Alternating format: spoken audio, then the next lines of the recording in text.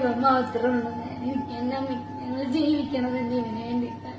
എങ്ങനെ നിങ്ങളെല്ലാവരും ഞങ്ങളെ സഹായിക്കണം. പറ്റണത് എത്രയും പെട്ടെന്ന് സർജറി വേണമെന്നാണ് പറഞ്ഞിട്ട്. ഞങ്ങളെ കൊണ്ട് ഒറ്റ താങ്ങാത്തൊരു പൈസയാണ്, അത്രയും വലിയൊരു തുകയാണ് നമുക്കിതിന് വേണ്ടത്. എല്ലാവരും ഞങ്ങളെ സഹായിക്കണം. എന്റെ മോനെ ഞങ്ങൾക്ക് തിരിച്ചു തരണം.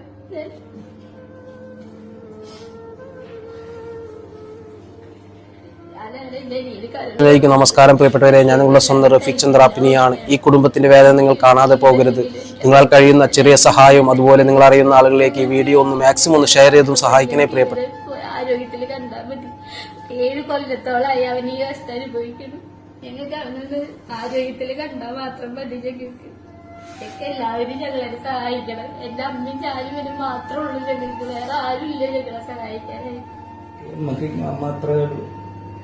എനിക്ക് ജീവിക്കണം എന്ന് ആഗ്രഹമുണ്ട്.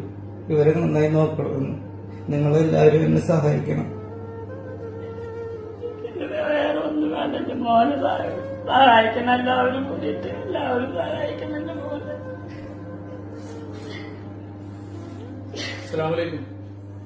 വളരെ നമസ്കാരം. ഷെയ്ൻ കെ മൊയ്തീനാണ്. എന്ത് പറഞ്ഞിട്ടാണ് നിങ്ങൾ ഈ വീഡിയോയിൽ കണ്ട കുടുംബത്തെ ആശ്വസിപ്പിക്കേണ്ടതെന്ന് അറിയാത്ത വല്ലാത്തൊരു സങ്കടത്തിലാണ്. കാരണം ഇപ്പോ രാജഗിരി ഹോസ്പിറ്റലിലെ ചികിത്സക്കും ടെസ്റ്റുകൾക്ക് ശേഷമാണ് അരുൺ കൃഷ്ണയുടെ കരള് എത്രയും പെട്ടെന്ന് മാറ്റിവെക്കാൻ ഡോക്ടർമാർ പറഞ്ഞിട്ടുള്ളത്. നമുക്ക് ചിന്തിച്ചാൽ മനസ്സിലാകും. അച്ഛനില്ല, ആകെയുള്ളത് പ്രായമായ അമ്മയും സഹോദരിയും മാത്രമാണ്. സഹോദരിയുടെ വാക്കുകള് നമ്മുടെയൊക്കെ നെഞ്ചൊന്ന് പിടച്ചു വയ്ക്കും. കാരണം തനിക്കിനി ഒരു ജീവിതമില്ലെങ്കിലും, ഒരു കുടുംബജീവിതം ഇല്ലെങ്കിലും കുഴപ്പമില്ല, ഞാൻ എന്റെ അനുജന് കരള് പകുത്തി നൽകിക്കൊണ്ട് അവന്റെ ജീവൻ രക്ഷിക്കാൻ തയ്യാറാണ്. ഞങ്ങളുടെ ഇല്ലാത്തത് പൈസ മാത്രമാണ് എന്ന് പറഞ്ഞുകൊണ്ട് നമുക്ക് നേരെ കൈകൾ നീട്ടുന്ന ഈ സഹോദരിയുടെ വാക്കുകൾ ഒരാള് പോലും തട്ടിക്കളയരുത്.